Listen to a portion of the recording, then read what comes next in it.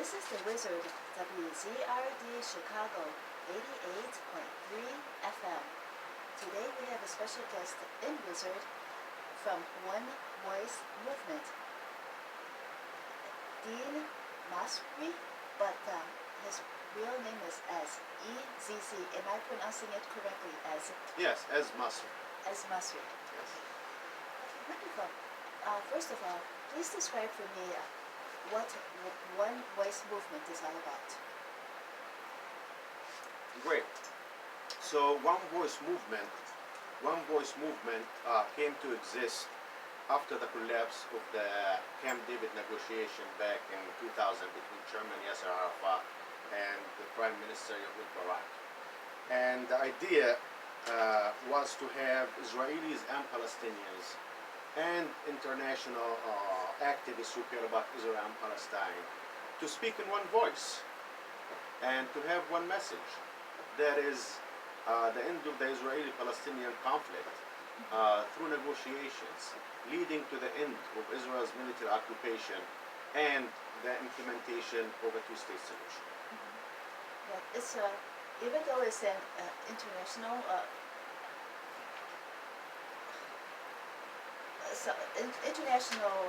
topic that we need to address, it's also applicable to politics everywhere, I believe, because it's very hard for people to come together, and it's we need people working together to come together like you.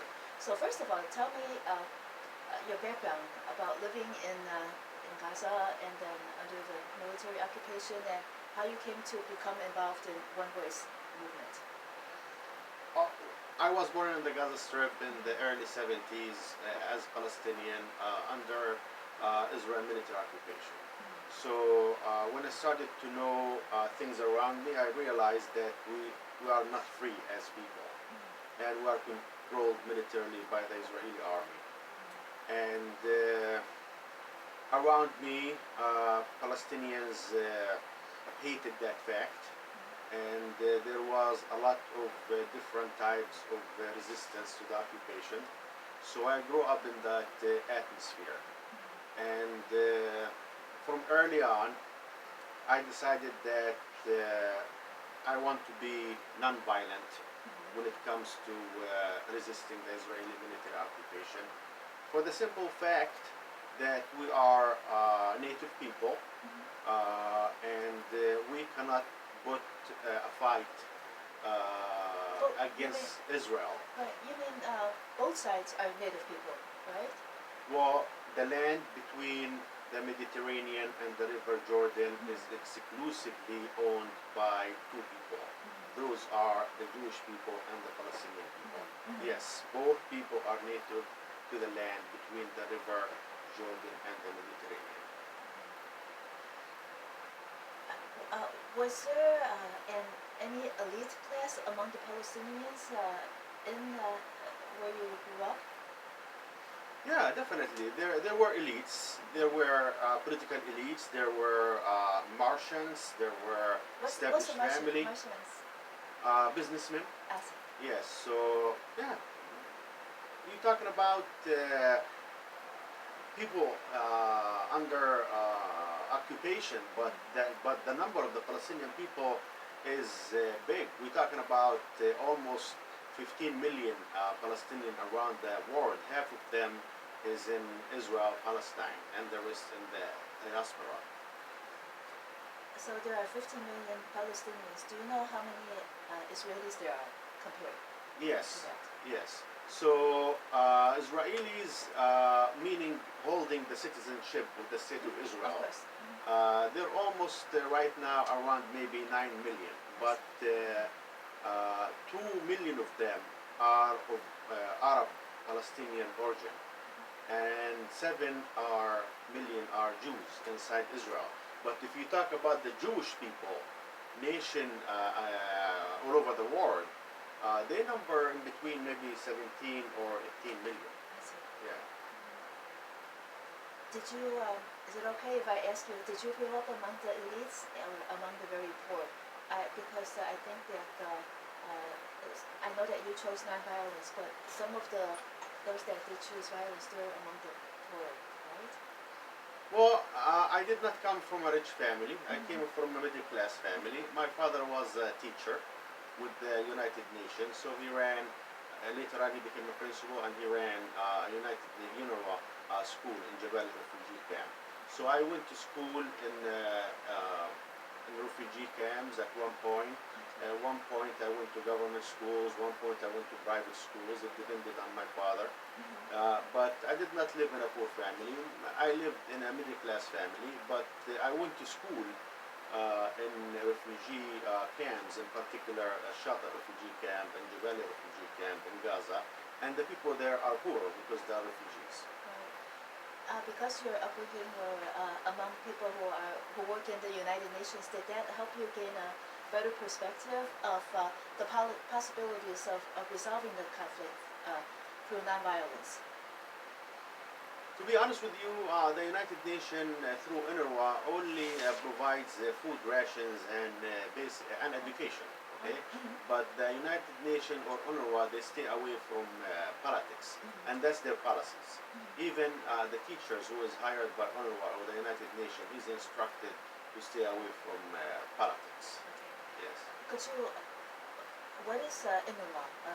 UNRWA is the United Nations Relief and Work Agency for the Palestinian refugees. It was established after the Israeli Arab War of 1948. Back then, 650,000 Palestinians became refugees, including my grandfather and my mother. So they were displaced, and the United Nations created UNRWA in 1949, like almost 1 year after their displacement, especially to take care of the Palestinian refugees, providing food rations, health care, and also education. Just a little bit more history. How is UNRWA different now versus maybe 20 years ago? Is it the same? The programs of UNRWA are the same. They have education, so they take care of elementary education and junior high education in the refugee camps. They take care of medical assistance, and also they do, as I mentioned, different types of training. So I know that you told me earlier that you attended Northeastern Illinois University. Yes. Tell me a little bit about what degrees you hold.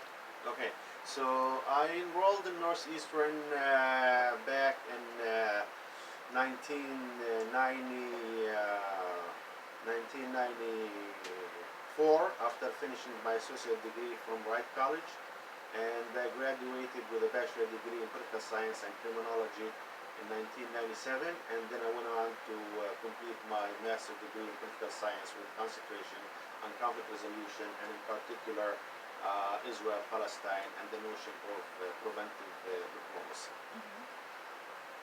When was the OneVoice Movement founded? Was that after you got your degree, or was it in existence while you were in school? OneVoice Movement was established around 2003, and back then I wasn't part of OneVoice Movement in 2003. I became part of OneVoice Movement in November 2006. Yes, and back then I really had finished my education and was working actually as a history teacher and high school assistant principal in the American International School in Gaza. So that I was doing that when I got to know about the OneVoice movement. And how did I get to know about OneVoice movement? At one point, I also worked for the Palestinian Foreign Ministry, the Palestinian Diplomatic Corps, and I was first secretary in charge of coordination and contact with international organizations that work on Israel-Palestine peace. So that's how I got in contact with OneVoice back in 2006. Yeah. You said that the OneVoice Movement was founded in 2003. Let's work with one side at a time. Who on the Palestinian side began working for peace between Palestine and Israel, and how did they found One Voice Movement, and are those people still working with One Voice Movement? So, peace between the Israelis and the Palestinians, this is something that goes back a long time. Since the British were there were peace initiatives. The United Nations tried to have a peace plan that is dividing Palestine into two states. That was in 1947 through the UN General Security Resolution 181, calling for the division of Palestine. That was in the past. But most recently, the peace process started after the Gulf War, the first Gulf War. So it was President Bush the father who actually initiated this peace process, promising the Arab states if they help the U.S. create an alliance to defeat Saddam Hussein and to liberate Kuwait, that America is going to focus on solving Israel-Palestine conflict and call for an international conference. And after Saddam was defeated, the United States actually called for a conference in 1991, and it was called the Madrid Peace Conference in Spain. And that was 1991, and they engaged in negotiation, the Israelis and different Arab states. And back then, the Palestinian delegation was part of the Jordanian delegation. So it was a united team between the Jordanians and the Palestinians. And out of that negotiation, which was in the open, a secret channel emerged between the PLO and the State of Israel, which led to the Oslo agreement back in 1993. And the Oslo agreement basically said what? So the Oslo agreement between the PLO, which is the Palestinian Liberation Organization, and the State of Israel. And for the first time, PLO officials sit with the Israelis, and they discuss an end to the Israeli-Palestinian conflict. So after like almost 10 months, more or less, negotiations, secret negotiations in Norway, facilitated by Terry Lord Larsen and his wife Mona, the Palestinian delegation back then and the Israeli delegation arrived to something that we called the Declarations of Principles. The Declaration of Principles. So they declared their intention to solve the conflict, and also the recognition letters, the exchange of recognition letters between the PLO and the State of Israel, in which the PLO recognized the State of Israel and the State of Israel recognized the PLO as the legitimate representative of the Palestinian people. So that was the start, Oslo 1, because then we have Oslo 2 and we have other stuff. Yeah.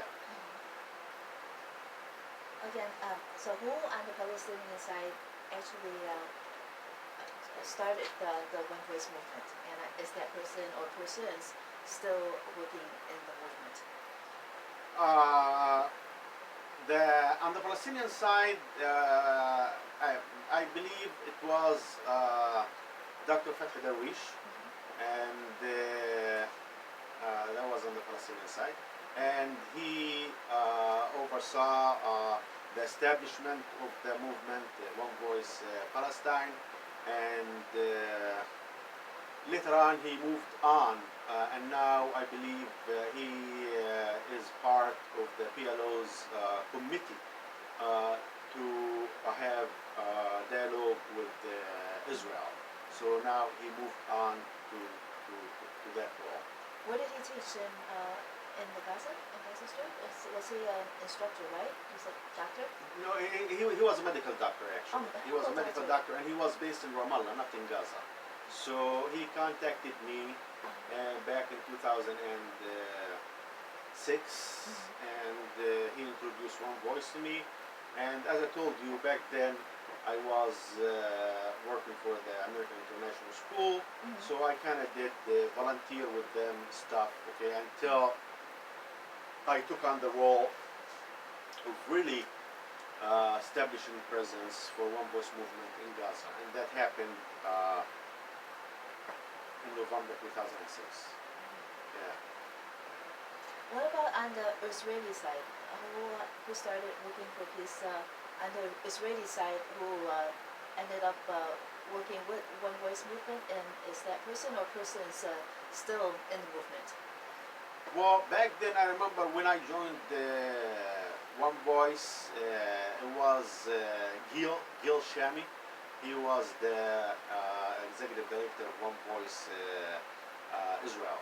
And Gil also moved on to do other stuff with the Israeli government. So One Voice Movement is a grassroots movement. We don't see ourselves as elite movement, and we work with all sectors of the society, but more with the youth and with the university students. Yeah. From the beginning, it was like that. From the beginning, it was a grassroots movement. So the concept of One Voice back then was the creation of two nationalist movements, one Palestinian and one Israeli, pragmatic, nationalist, solution-oriented, brave, and to work separate but in parallel. Separate but in parallel.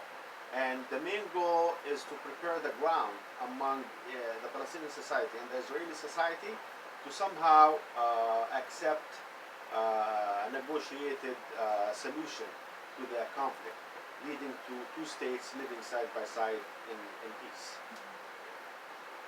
How far apart are you from the solution on both sides? Both sides, I think, is different, right? On the Palestinian side, of course, you want it. The Israeli side, a lot of people are against it, right? So the two-state solutions enjoys the support of the international community, and that is translated in over 140 countries in the United Nations that recognizes the state of Palestine on the 1967 borders. So there is international consensus for the two-state solution. In the same time, there is consensus for the two-state solution in Israel and in Palestine. So if we talk about the two-state solution in Israel, you can say that there is roughly between 58 and 60% support in Israel for ending the conflict through negotiation leading to a two-state solution, and the percentage is less in Palestine. So maybe there is like somewhere in between maybe 45 and maybe 55% of Palestinians who support the two-state solution. But two-state solution now is the mainstream in both societies. Yes. What organizations does OneVoice collaborate with, and how does OneVoice collaborate with those organizations? So One Voice Movement, One Voice International, based in New York, in Manhattan, and it has four active regions here in the United States. The Midwest, and I am based in Chicago, and Boston, and Newark is there, and Yuval is in DC, and also in New York, and Ethan, he sees the work in New York and others, and we are focused our work in the United States on campus. So in Boston, in Chicago, in New York, in DC, our main focus is campus.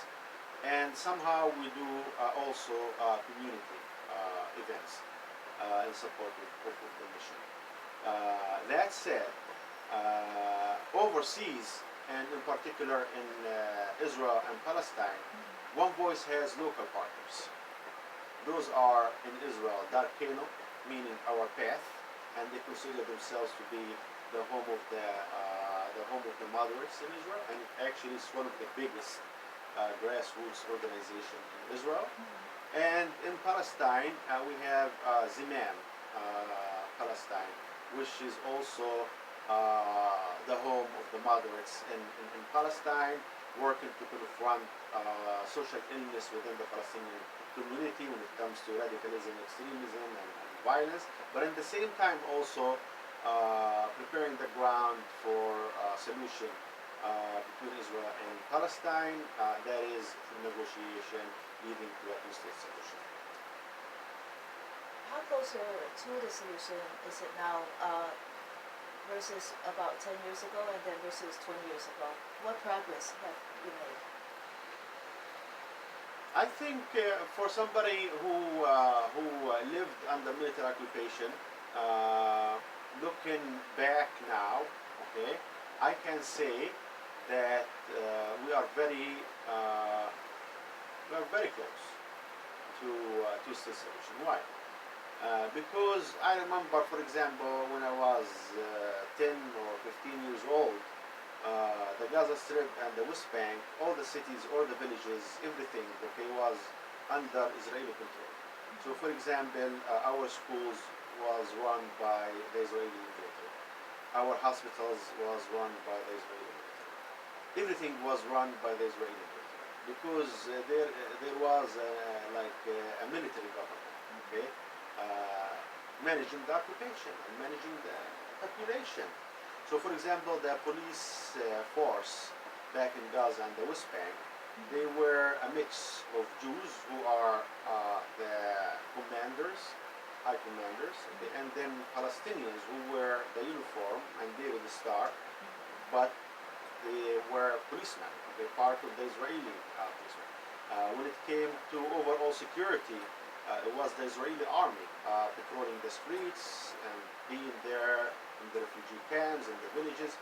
So we were run actually very strictly by the Israeli army, all our affairs. Back then, if you get caught with a Palestinian flag, for example, it's immediate 6 months administrative detention, and any expression of Palestinian nationalism will be punished by the Israelis, in particular the Israeli army. But now, after the Oslo Agreement, after Oslo I, 1993, and Oslo II, which happened in 1995 in Cairo, and the introduction of the notion of land for peace, in which the Israelis will give back land for exchange of peace. So you see Israeli army withdrawal from most of Gaza, army withdrawal from major cities in the West Bank like Ramallah, Nablus, Jenin, Hebron, and to somehow the introduction of the Palestinian Authority that took over the daily administration of Palestinian lives. For example, I spoke before about education being run by the Israeli army, hospitals run by the Israeli army, transportation run by the... Now the Palestinian Authority is doing that stuff. Yeah. So we are close to it. We are close to it. We are close to it, but we have to keep on pushing until we get there. Yes. That's why I wanted to also ask the education curriculum, if it was run by the Israeli military, what did they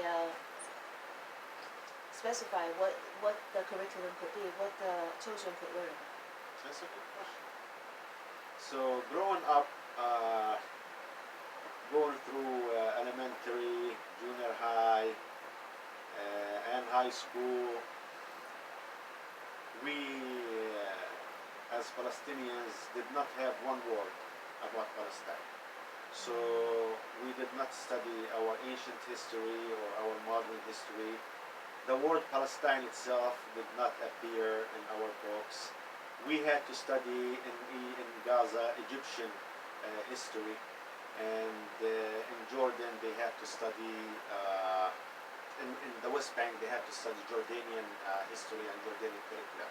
So for us Gazans, we had the Egyptian curriculum, and for the one in the West Bank and Jerusalem, they had Jordanian curriculum, to the extent that up until the arrival of the Palestinian Authority back in 1993 and 1994 and 1995, our final exams for elementary, 6th grade, 9th grade, 12th grade, the questions will come from Egypt for the finals, and an Egyptian official will come in to see how is the schools taking the test, and then our exams will be sent to Cairo, corrected in Cairo, and the results will come.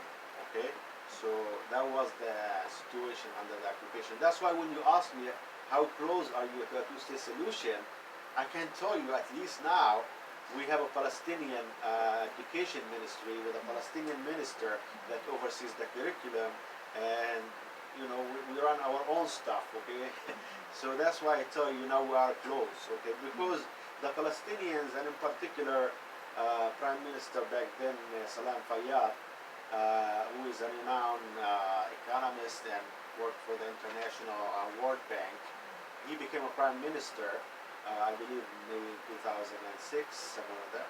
And his plan was to prepare the infrastructure for a state, Palestinian state. So he works, for example, on the infrastructures of roads, water, irrigation, electricity, different departments within different ministries to prepare for the emergence of the Palestinian state. And to some extent he was successful, and later on officials also follow the same vision of preparing Palestine, the Gaza Strip and the West Bank to become a state. Where did he get his funding to do the infrastructure? So funding comes from different sources, entities. Okay. For example, we have revenue. Okay, the Palestinian Authority has revenue from taxes. Okay, that's one. And add to that, there are donations from, for example, the European Union, from the United States, from different Arab-rich countries like Saudi Arabia and Emirates and Qatar and Oman that contributes to the Palestinian economy. Yeah.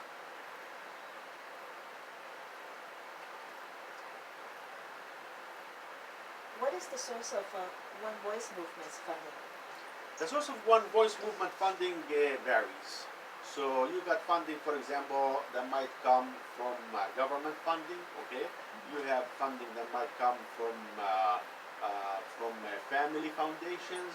You have funding that might come from individuals like you and me interested in the movement. Okay, and to be transparent on that, every year we publish where we got our funding from. So every year there's an annual report that goes in details where we get our money from. But it's very diverse. Yes. What kind of organization is it? Is it a 501c3? Yeah, 501c system. Yeah. According to the NGO Monitor in 2013, the U.S. State Department provided OneVoice Israel and OneVoice Palestine with 2 grants equaling about $350,000. And then soon after the end of the grant period, OneVoice embarked on a political campaign titled Victory 2015 B15, a campaign seeking to defeat Prime Minister Benjamin Netanyahu in the 2015 March elections. How closely does OneVoice Movement work with Netanyahu's opposition?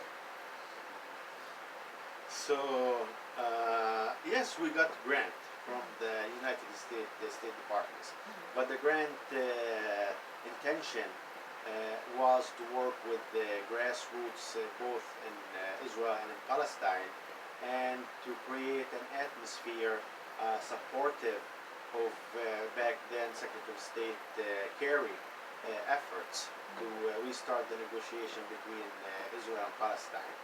So the allegation that the money was used to oust Netanyahu is not correct. That said, yes, One Voice had helped Victory 2015, but the goal was not to go ahead on challenging Netanyahu or trying to bring Netanyahu down. No, V15, the main focus was to explain to the Israeli people the importance of participating in the election, and also the importance of supporting moderates within Israel. So that's what actually happened. Right. Yeah, it wasn't about ousting Netanyahu or trying to bring him down like he alleged. Is there anybody in Netanyahu's administration that works with One Voice Movement? Is there any outreach? Yeah, definitely. So inside Israel, One Voice works actually through Darkeno. Darkeno. This is the regional partner in Israel. And Darkeno is very active when it comes to mobilizing the street in Israel and supporting democratic initiatives, and also focusing on like society cooperation inside Israel, meaning there are different races in Israel, different so they work, for example, like this discrimination in Israel. But Dracheno is a centrist movement. It's not to the left, it's not to the right, it's the center. And that allows it to do outreach to the right camp and to the left camp, and have balance when it comes to that. Yeah. We don't want to alienate any sector of the society. That's why we are not a right movement or a left movement. We are a centrist movement, and in the same time pragmatic, and in the same time nationalist on in both Israel and Palestine. In Israel, does One Voice Movement work with universities as well? Okay, so let me be clear on One Voice mandate. So One Voice International, which I represent, only works in America. And any other thing that has to do with politics in Israel and Palestine is done through our local partners. Zimam in Palestine and Darkeno in Israel. And yes, Darkeno in Israel works with students on campus. And yes, Zimam works with the students on campus. And for us here in the United States, we make use of having local partners in Israel and local partners in Palestine, and we employ technology in order to bring the voices of Darkeno activists and Zimam activists into the classrooms of NEIU or North Park or DePaul or UIC or, for example, University of Chicago or Roosevelt Chicago, because One Voice and campus is really spread out in the greater Chicago area. From the south, we have activists in University of Chicago, in UC, in Roosevelt, in DePaul, in Northeastern, in North Park, and also in Leong. So we are almost on 7 campuses here working in Chicago. But it's also throughout the United States too. It's not only Yes, so this is only one region, Chicago. In addition to Chicago, we have Boston. Right. Yeah. But are those regions only concentrated in the major cities, or is it spread out to like the nearby community colleges as well? It should. Okay. So, for example, we are on 7 campuses, university 4 years, but also we want to go into Oakton College in Skokie, and also in Des Plaines. We want to go into Truman College. In the north side, we want to go to Wright College. So yes, and the same thing is done in Boston. The same thing is done in DC. The same thing is done in New York. You mentioned discrimination in Israel, that you are trying to help end that discrimination. What kind of discrimination is it in Israel? So in Israel, and that's the mandate of Darkeno. Okay, they work on fixing social illness. Okay, in Israel, just like how Imam does. Okay, work on fixing social illnesses. One of the social illnesses in Israel is discrimination. Okay, because it's a country of immigrants. So you have, for example, Jews who come from Korea. You have Jews who come from Brazil. You have Jews who come from Europe. You have Jews who come from Skopje. You have Jews who come from Africa, from Ethiopia, for example. Okay. Now it's a melting pot. Yes. What helps it to be a melting pot is the Israeli army, because it's a mandatory. Okay. Service. Okay. So people get to mix and see each other. Okay. However, that doesn't end some of the social illnesses, in particular racism or discrimination. Okay, so in Israel, this is a society that is divided, for example, between Ashkenazim and the Sephardim, meaning Jews who come from the west and Jews who come from the east, and also you have Jews who come from Africa. Okay, so definitely there are going to be some frictions, okay, and that's where Dracheno comes in, okay, to address this friction and to unite the Israelis around a vision that includes democracy for all, rights for all, and at the same time ending the military occupation and allowing for Israel to focus on itself and build itself for the benefit of its own people, than wasting the resources in the occupied territories and building Jewish settlement in the occupied territories, which eventually will make ending the conflict impossible, and will force something on us, on them, called one state reality, in which the Palestinians don't have and the Israelis do, and that's a recipe for the protraction of the conflict, for it to continue. So would you be saying that the Israeli government doesn't address discrimination as it should, and instead just builds settlements to make the different Jews feel better, so that it builds their political base just by doing the settlements. Is that kind of what you're saying? So when I speak about discrimination and the work of Darkeno, I speak about the state of Israel. I don't talk about the occupied territory. That is the West Bank and Gaza. Okay. So for Darkeno to focus on social illnesses, for example, racism inside Israel, they focus on that inside Israel.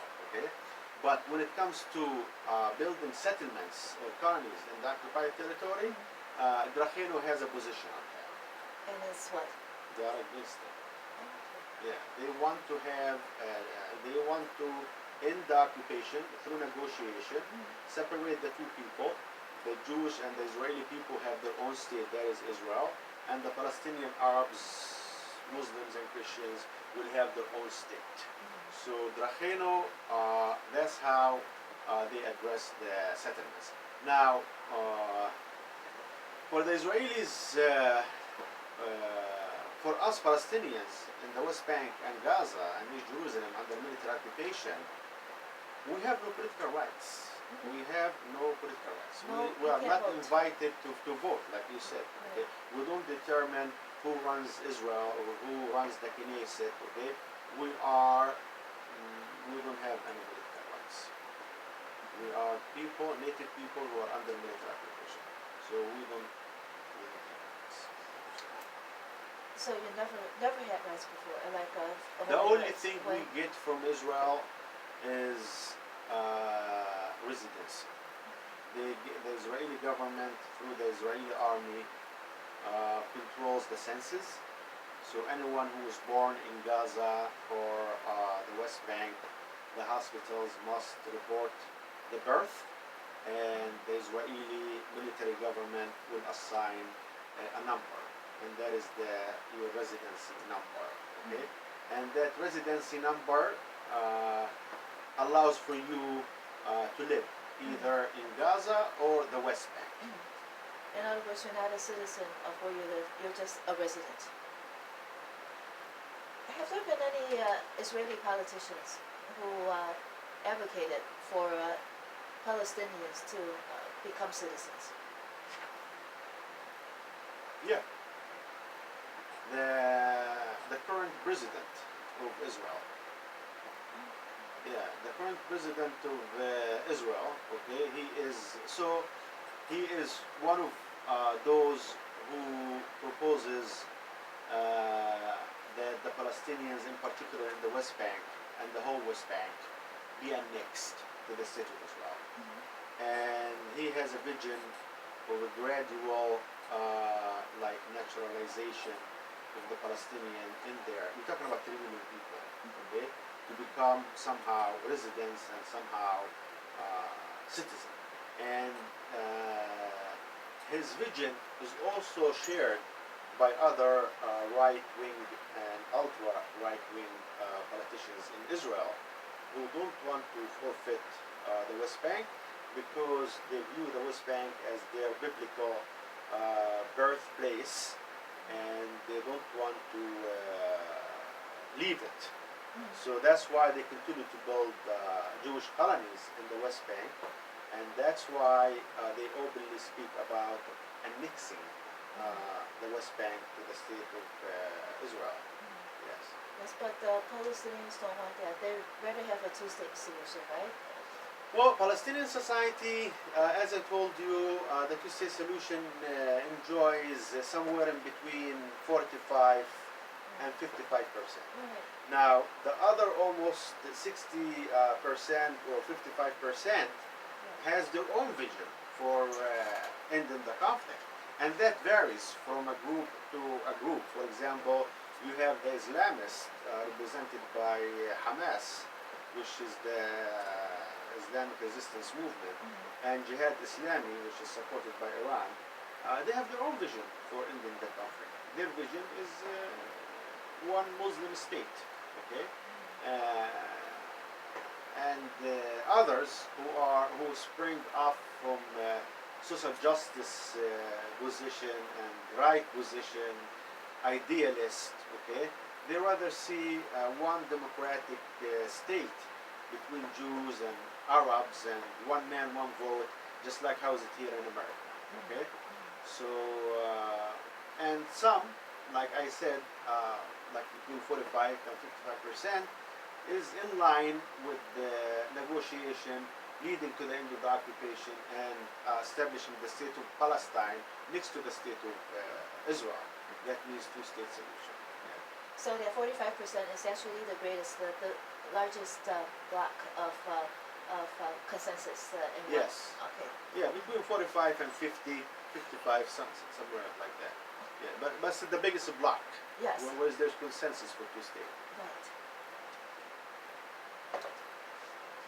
NGO Monitor also stated that OneVoice International is a member of Alliance for Middle East Peace, ALMEP, and in contrast to ALMEP's stated goals of working toward peace and coexistence, its members include a number of highly biased and politicized NGOs that promote agendas based solely on the Palestinian narrative of victimization and completely omit the Israeli perspective. And it lists a couple of the members, which are Holy Land Trust, Parents Circle Family Forum, Combatants for Peace, SICOP, and Women Wage Peace.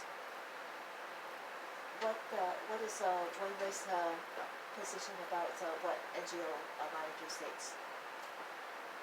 So ALMEP, Alliance for Middle East Peace, headed now by my friend, Irish friend, John Linden, and prior to that, headed also by my friend Jewel Renault, who helped establish Alliance for Middle East Peace, both good friends of mine. Uh, Alliance for Middle East Peace is an umbrella organization. Okay, so it has over 100 or 120 organizations, both Jews and Arabs, Palestinian and Israelis, and their work is divided into two categories. The first one is on inter-Arab Jewish relation within the state of Israel. Because as I mentioned earlier, you have almost 2 million Israelis who are Palestinian origin. Okay, they live in mixed cities. They live in exclusively Arab towns, and they interact with the Jews inside Israel. So OLMAP has many different organizations that solely focus on that sphere. On the other hand, you mentioned a couple of organizations that work on Israel-Palestine, but our relation with the OLMAP is we are one of those almost 120 organizations that are part of OLMAP, which is a congregation of different organization that has a different focus. And our strongest cooperation with the OMAP comes when OMAP does their, for example, advocacy day in Washington. Okay, so our work with OMAP has to do with OMAP relations with senators and congressmen in DC, and our work with them allow us somehow to have congressional support for the work we do and other similar organizations. So your collaborations with them don't really affect Israeli support for OneVoice Movement? No, it doesn't, because we are independent of ONMAP. We have our own vision, we have our own mission. Okay, we just part of a loose, like if you want to say federation or whatever, some congregation. Okay, it just it helps. Okay, when all these organizations, as I told you, over 120 organizations have like an umbrella, okay, that they work under. It helps with communication, it helps, as I said, with congressional support, and it also helps in funding opportunity, for example. Yeah. This is the Wizard, WZRD Chicago 88.3 FM. We have with us in the studio as Dean Masri of OneVoice Movement.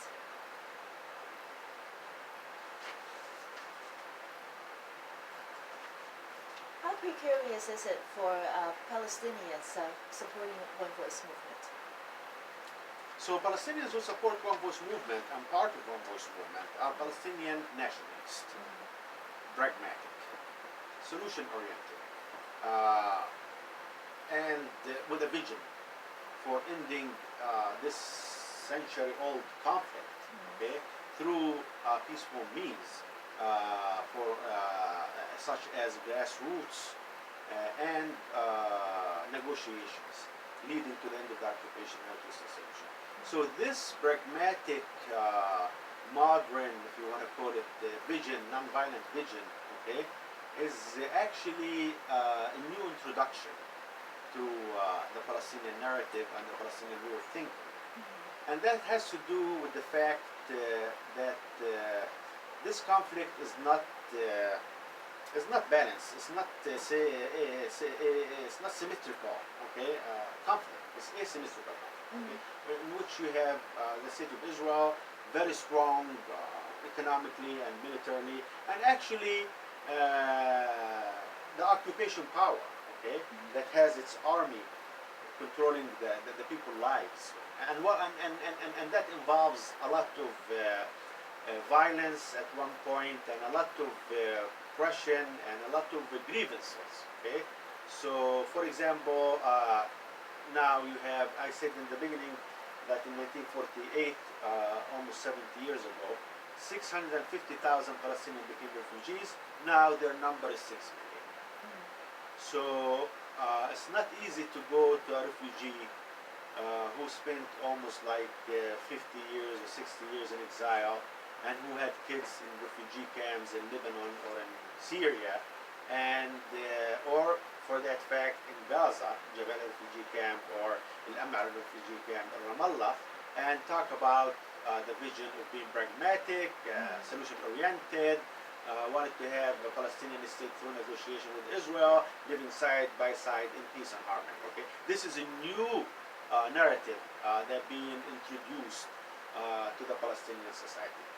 And not everybody is supportive of it, of course, and some people criticize it. Okay, but there is a considerable segment of the society that supports that vision, including the president. Okay, so President Mahmoud Abbas, who heads the biggest Palestinian faction, that is Fatah, and now he's the president also of the PLO and the Palestinian Authority. Okay, he was one of those Palestinians who started the negotiation in Oslo. Okay, so for him, negotiation and two states is his strategic goal. So we enjoy the support of the president, we enjoy the support of the Palestinian Authority also, and we enjoy the support of moderates in Palestine, and those who are solution-oriented and nationalist and pragmatic at the same time. But as always, okay, in politics, okay, you have people who agree with your vision and people who don't agree with your vision.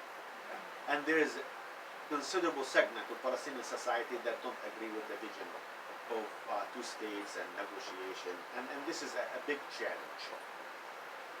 Those do you know if those that do not agree, are they as well educated as you are, as the people who work with you, or is it just so many generations of conflict and tragedy that have convinced them that pragmatism doesn't work? Yeah, I think the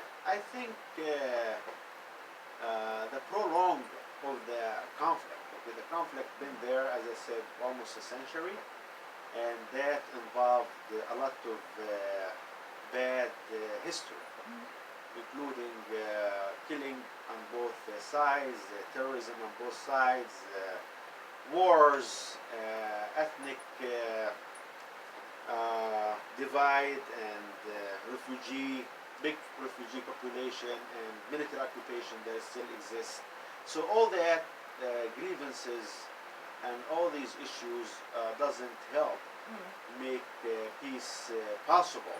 But here comes the need for a movement in both sides of the conflict that works grassroots and try to change the narrative and push for solution-oriented activism and grassroots. And that's what Drachino and Zimam, our local partners, are doing in Israel and Palestine.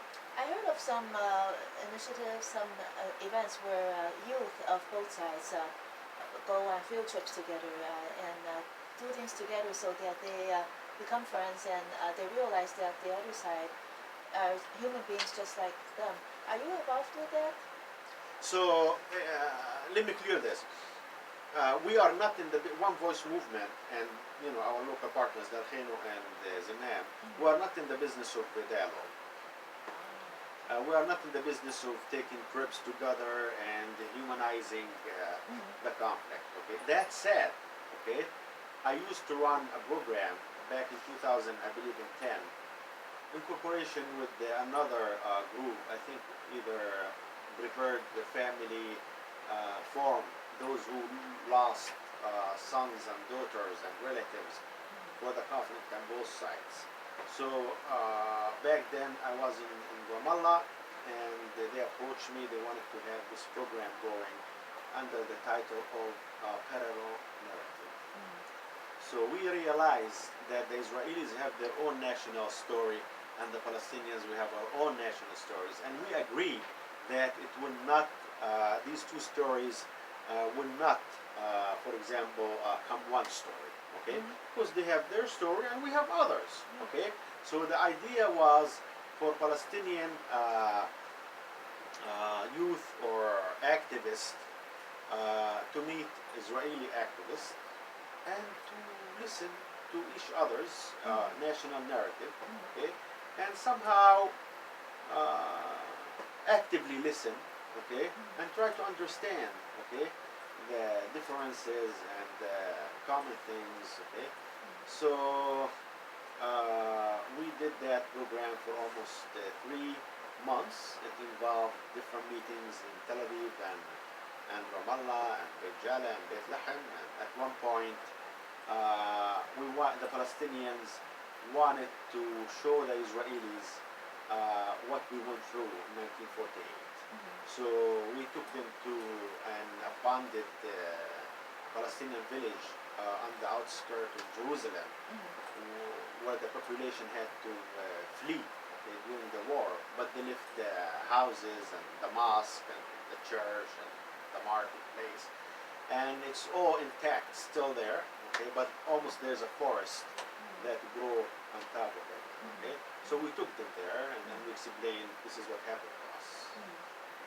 And they also took us to the Museum of the Holocaust in Jerusalem, and they explained to us how Jews were persecuted in Europe and in the concentration camps. So, you know, I think these kind of encounters are good because somehow they humanize the conflict and you get to see the face of your adversary and also understand where they come from and what is their motives, okay? And I think it's something good that need more investment in. When you get student volunteers, how long do they, on the average, stay with OneVoice Movement? So we have students, for example, who started as a freshman or sophomore, and they just graduated. Okay, for example, Saad in DePaul University and others. Okay, some stay for like 3 years. Okay, some stay for 1 semester. It depends. Okay, on their availability and what they can do and what they can't. And also, there is like a ladder of engagement for us. Okay, so we understand that not everybody, for example, can be an ambassador for OneVoice, which is the highest rank when it comes to activism. Below it, we have OneVoicers, for example, and those like almost volunteer.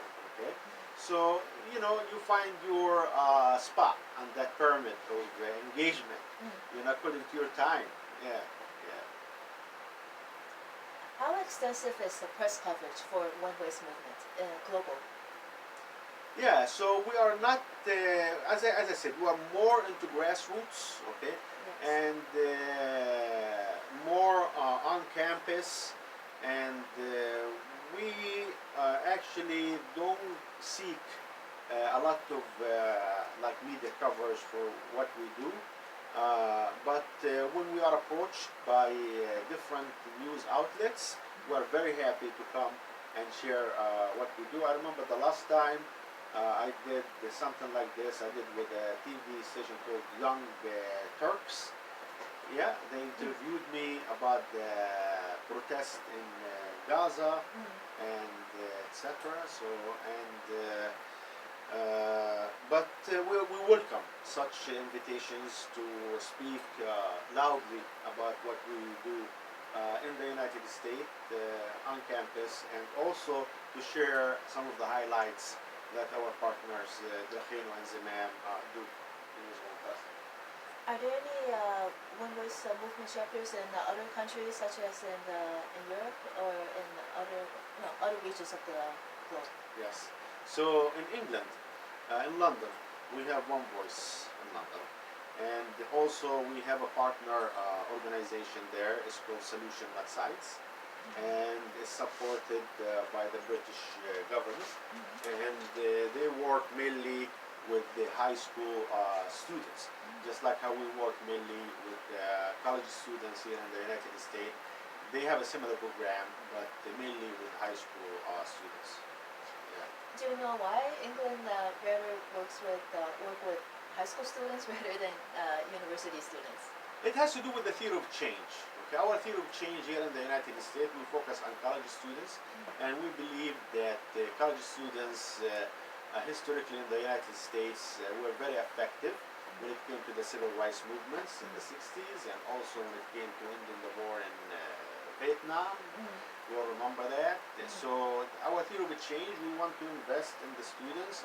We organize, we train, and then we have leaders on campus who can shift the conversation on Israel-Palestine toward being solution-oriented, and somehow, okay, those students at one point also initiated national campaigns in which we signed letters to the White House and to the State Department, and also reach out to local elected representatives and congressmen to engage them on the conflict.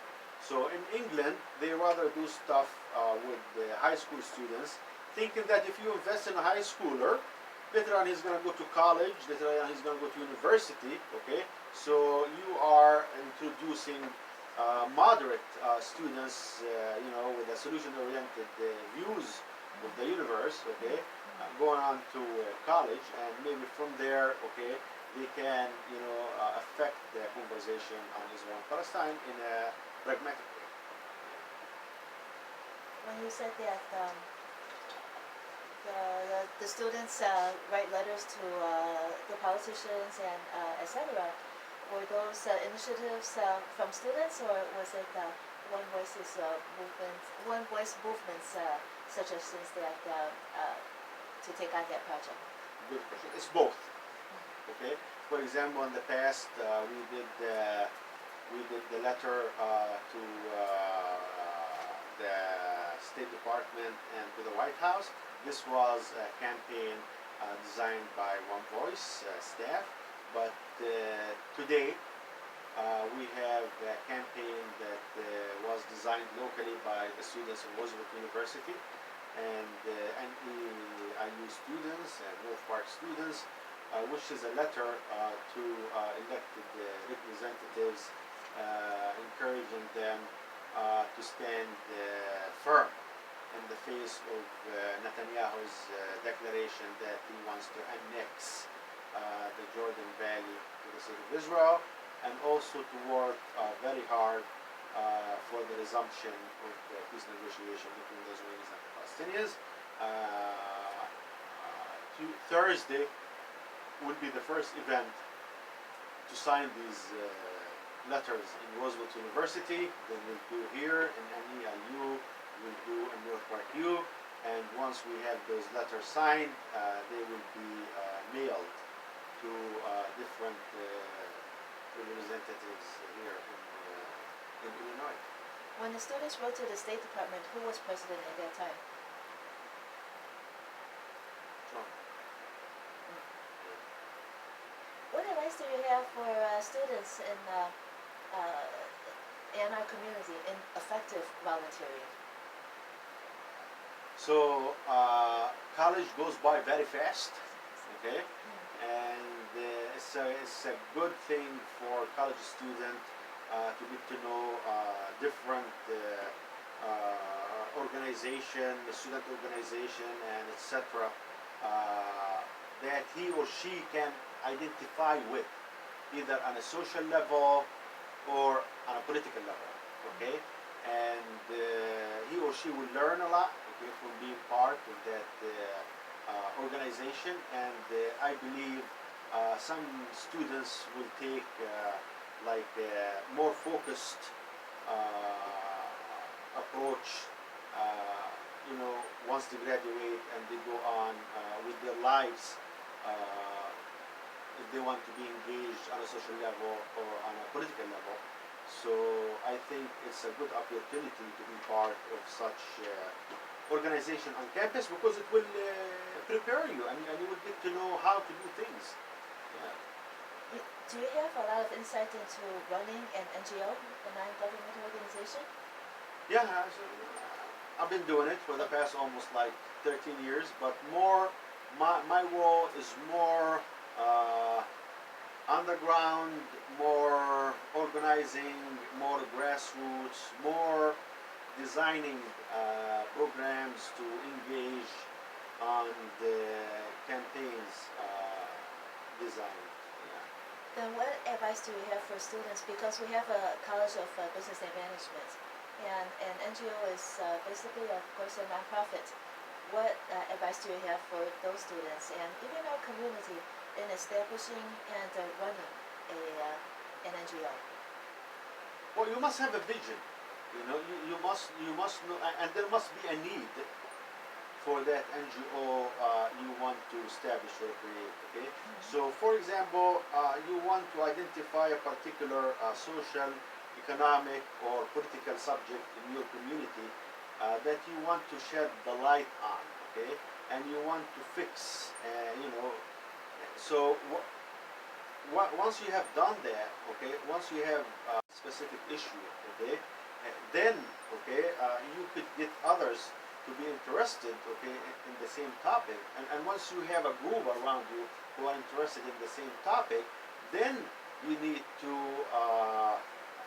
somehow agree who can helps in what, okay. So for example, you would have good people with like outreach with the community, but also you need people who can strategize about programming, but at the same time you need money, okay, to run, okay, this big operation. So you need people who know how to write grants, okay, people who know how to do outreach with family foundation and etc.